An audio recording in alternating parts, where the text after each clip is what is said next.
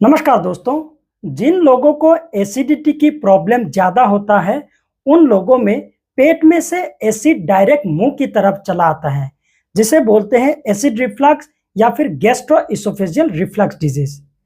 यह एक ऐसी बीमारी है, अगर आपको बार बार हो रहा है और आप इसका इलाज नहीं कर रहे हैं तो बहुत लोगों को वहां से जाके बाद में इसोफेगस में कैंसर हो जाता है। कुछ लोगों का हैबिट ऐसा है, गैस की प्रॉब्लम ज्यादा होने से मुंह के भीतर उंगली डाल के उल्टी करता है ताकि पेट में से गैस निकल जाए। यह तरीका आपके लिए कितना घातक हो सकता है, सब कुछ बताऊंगा आज के इस वीडियो में। अगर आप चैनल में नए हैं तो चैनल को सब्सक्राइब कर लीजिए ताकि इस तरह की वीडियो आपको आगे भी मिलते रहे। इस वीडियो को गौर से देखिए।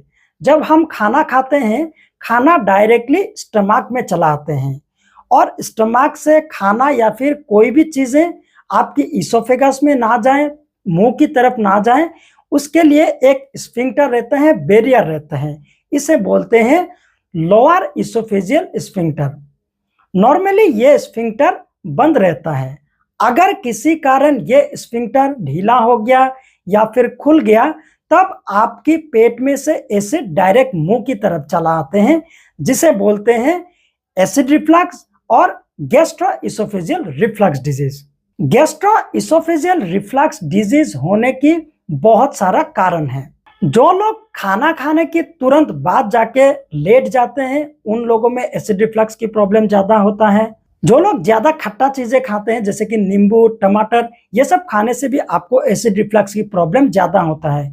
जो लोग बहुत जल्दी जल्दी खाते हैं, खाने को अच्छे से चबाते नहीं हैं, उन लोगों में भी एसिड रिफ्लक्स की प्रॉब्लम ज्यादा होता है। जो लोग ज्यादा फैटी मील खाते हैं जैसे पकोड़े, पिज्जा, ये सब खाते हैं, उन लोगों में भी एसिड रिफ्लक्स की प्रॉब्लम ज्यादा होता है।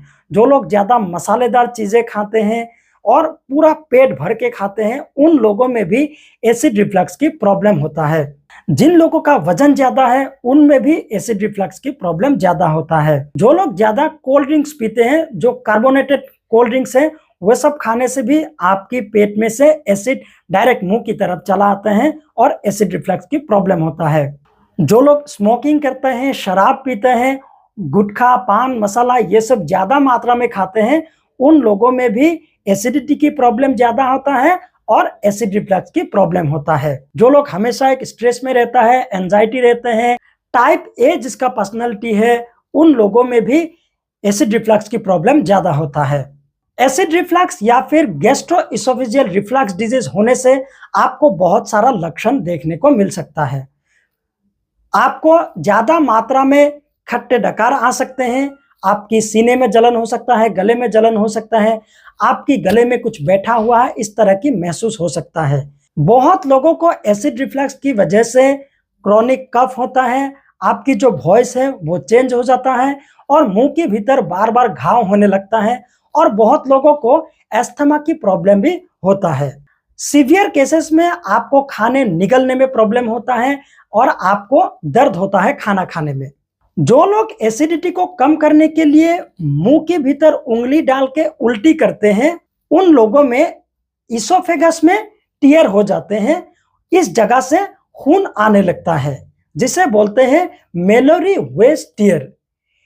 इस कंडीशन में आपके मुंह से बहुत ज्यादा मात्रा में खून आ सकते हैं या फिर आपके स्टूल के साथ खून जा सकता है।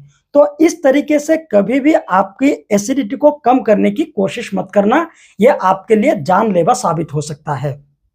आपको एसिड रिफ्लक्स या फिर गैस्ट्रोइसोफेजियल रिफ्लक्स डिजीज है कि नहीं, इसे डायग्नोसिस करने के लिए अभी जो भी मैंने साइन एंड सिम्टम्स बताया हूं, ये साइन एंड सिम्टम्स अगर आपको है तो आपको एसिड रिफ्लक्स की प्रॉब्लम हो सकता है।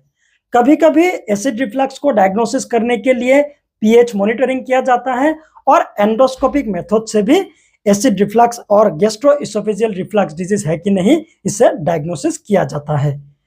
गैस्ट्रोइसोफेजियल रिफ्लक्स डिजीज या फिर एसिड रिफ्लक्स को ठीक करने के लिए आपको कुछ लाइफस्टाइल मॉडिफिकेशन करना पड़ेगा, आपके खान पान में कुछ चेंजेस करना पड़ेगा, आपको कुछ दवाइयों को भी जरूरत पड़ सकता है और सीवियर केसेस में सर्जरी की भी जरूरत पड़ सकता है। अगर आप एसिड रिफ्लक्स को ठीक करना चाहते हैं तो जो भी मैं तरीका आपको बताऊंगा उसे अपनाने की कोशिश करना। जब भी आप खाना खाते हैं तो धीरे धीरे कुछ टाइम लेके खाइए, जल्दबाजी में खाना मत खाइए। खाने को अच्छा से चबाइए, चबाने से आपकी मुंह से जो भी सलीवा निकलेगा वो आपकी पेट में जाएगा और आपको एसिड रिफ्लक्स की प्रॉब्लम कम होगा। आपको पेट भर के नहीं खाना है, थोड़ा मात्रा में खाना है, दिन में 5-6 बार खाना है और पेट में थोड़ा खाली जगह रहे ऐसे खाना है। इससे भी आपको एसिड रिफ्लक्स की प्रॉब्लम कम हो जाएंगे। अगर आप जल्दी जल्दी खाना खाएंगे तो खाने के साथ आप एयर भी खाएंगे और एयर आपकी स्टमक में जाने से आपको एसिड रिफ्लक्स की प्रॉब्लम होता है। तो जब भी खाना खाएंगे तो धीरे धीरे खाएंगे और अच्छा से चबा के खाएंगे। रात को जब आप खाना खाएंगे तब आपको कोल्ड ड्रिंक्स नहीं पीना है, जो कार्बोनेटेड कोल्ड ड्रिंक्स है वो नहीं पीना है। वो सब खाने से आपको एसिड रिफ्लक्स की प्रॉब्लम होगा। आपको फैटी मील नहीं खाना है, उससे भी आपको एसिड रिफ्लक्स की प्रॉब्लम ज्यादा होगा। और आपको ज्यादा खट्टा चीजें नहीं खाना है, जैसे कि नींबू, टमाटर, ये सब चीजें अवॉइड करना है। ये सब चीजों से आपको एसिड रिफ्लक्स की प्रॉब्लम ज्यादा होगा। अगर आप कॉफी पीते हैं तो उससे भी चेंज करना पड़ेगा, क्योंकि कॉफी पीने से ये जो स्फिंक्टर है ये लूज हो जाता है और आपको एसिड रिफ्लक्स की प्रॉब्लम होता है। अगर आप शराब पीते हैं, स्मोकिंग करते हैं, ये सब बदलना पड़ेगा, क्योंकि ये सब चीजों से भी आपको एसिड रिफ्लक्स की प्रॉब्लम ज्यादा होता है।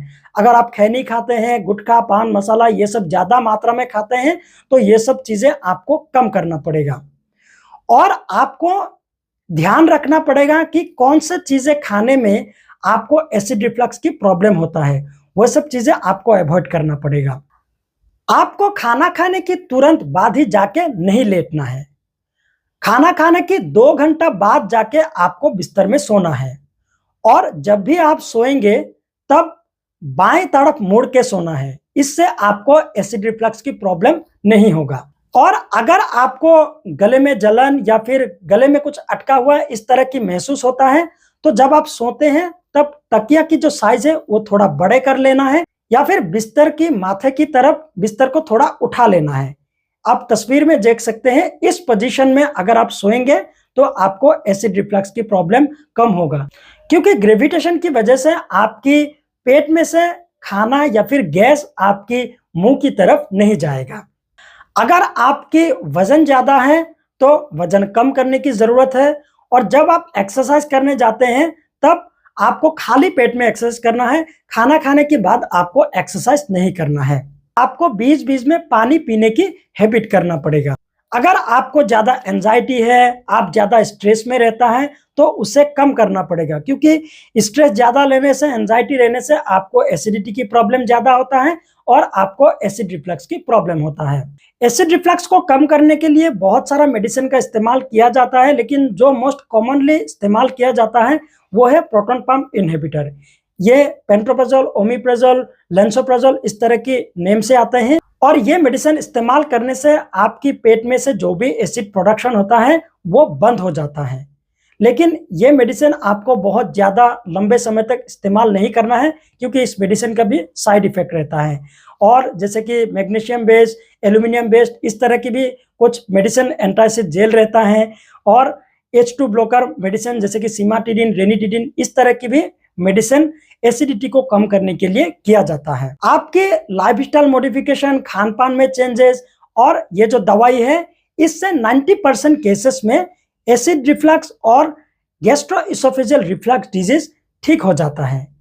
अगर आपको लाइफस्टाइल मॉडिफिकेशन और दवाइयों से आपकी एसिड रिफ्लक्स की प्रॉब्लम ठीक नहीं हो रहा है तब आपको सर्जरी की जरूरत पड़ सकता है। फंडोप्लाइकेशन या फिर एंडोस्कोपिक मेथड से भी ये जो स्फिंक्टर है इसे टाइट किया जाता है और इसोफेगस और स्टमक की जो जंक्शन है उसे टाइट कर दिया जाता है, ताकि एसिड आपकी पेट में से डायरेक्ट मुंह की तरफ ना आए। अगर आपको एसिड रिफ्लक्स या फिर गैस्ट्रोइसोफेजियल रिफ्लक्स डिजीज बार बार हो रहा है और आप इस बीमारी की इलाज नहीं कर रहे हैं तब आपको इसोफेगस में बाद में जाके कैंसर होने की चांसेस रहता है। तो अगर आपको इस तरह की कोई भी प्रॉब्लम है, एक बार डॉक्टर की सलाह लीजिए और इस बीमारी को ठीक करने की कोशिश करिए। अगर आपको ये वीडियो इन्फॉर्मेटिव लगा है तो वीडियो को ज़्यादा से ज़्यादा लोगों के साथ शेयर करिए, लाइक करिए, कमेंट करिए। मिलेंगे अगले वीडियो के साथ। आज के लिए इतना ही। बहुत बहुत धन्यवाद।